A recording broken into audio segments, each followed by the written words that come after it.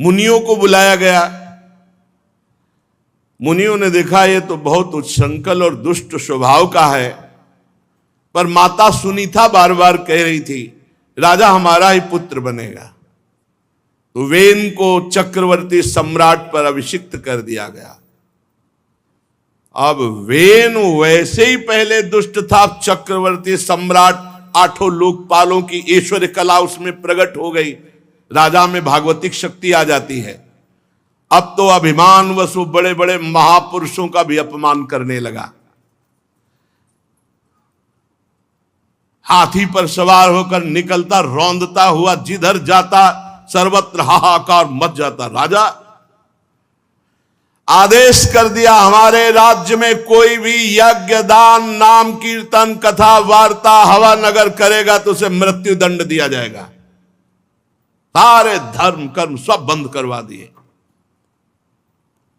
जब ये ऐलान सुना तो ऋषि मुनि सब एकत्र हुए और कहा ये तो बहुत बड़ा संसार पर संकट आ गया, कोई धर्म भी नहीं, कोई भगवान नाम नहीं, कोई, ये तो ठीक नहीं। अब क्या करें? एक और प्रजा को संभालने के लिए राजा की आवश्यकता, दूसरी ओर राजा ऐसा दुष्ट है। सुनीता की कोख से उत्पन्न हुआ वेन हाहाकार मचा दिया, स्वभाव से दुष्ट। ऋषियों ने अपने अपने क्रोध को दबाया। यद्यपि ऐसा बहुत कष्ट हो रहा था कि उस दुराचारी के सामने जाकर हाथ जोड़कर विनय करके समझाना, पर सबने संकल्प किया ऋषियों ने कि पहले तो समझाएंगे, अगर नहीं समझेगा तो मार डालेंगे। देखो, ऐसा न समझे कि संत महात्माओं का देश पर समर्पण करने का अधिकार नहीं। जब देखा, जब कहीं भी कि देश पर संकट, तो इनका बल है मंत्र बल, तपस्या बल, भजन बल, उसका प्रयोग किए। मुनि लोग गए,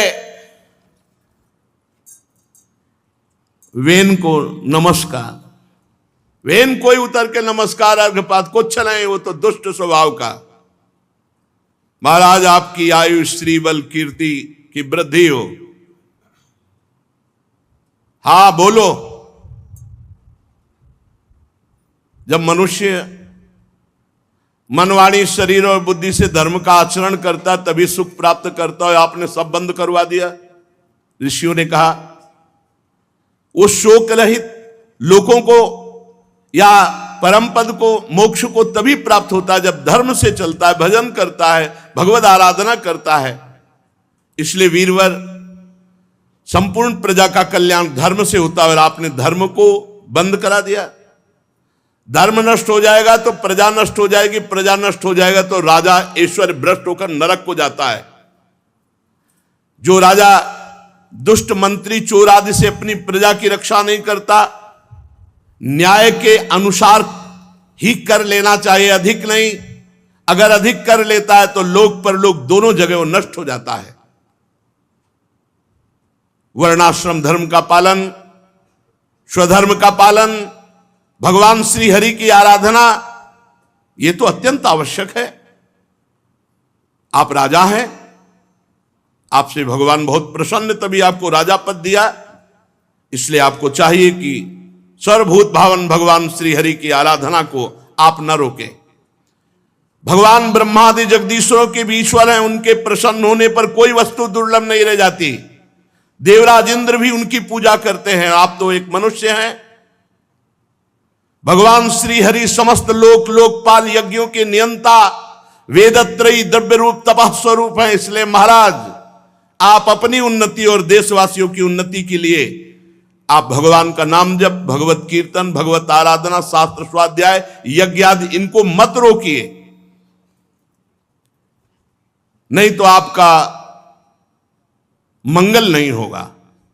वेन ने कहा रे मूर्खो, बहुत दुष्ट स्वभाव का था, खेद है अधर्म की बातें करते हो। जो अपने पति को छोड़कर दूसरे को भजे उसे क्या कहते हैं? राजा परमेश्वर होता है। राजा का अनादर करने वाले को न लोक में सुख मिलता है न परलोक में। किसकी तपस्या करते हो, किसकी भक्ति करते हो? बहुत है बुरा स्वभाव। को यज्ञ पुरुषो नाम यत्र वो भक्ति रीदृषि। ऋषियों ने अपने क्रोध को दबाकर सब संगोष्ठी करके गए थे। उनका पापी कुमार्गामी, मैं अपने क्रोध को दबाकर तेरी विनय कर रहा था, तेरा अब शुक्र क्षीण हो चुका है। तूने मेरी प्रार्थना पर ध्यान नहीं दिया। कुमार्गामी, तू मुनियों का अपमान कर रहा है और हरि का अपमान कर रहा है, व्यर्थ की डींगे हाँक रहा है। सब ऋषियों ने मार डाला, बेन को मार डाला। ऐसा ना सब जो ऋषि मुनियों के कमंडल में ताकत होती, 2 बूंद जल में जो अस्त्र शस्त्र से अग्नि अस्त्र वायु अस्त्र भी जहां काम न करें वहां 2 बूंद जल काम कर जाता है महात्माओं का। मार डालो इस स्वभाव से पापी दुष्ट को। दुराचारी सिंहासन के योग्य कदापि नहीं, जो भगवान और भक्तों की निंदा करता है।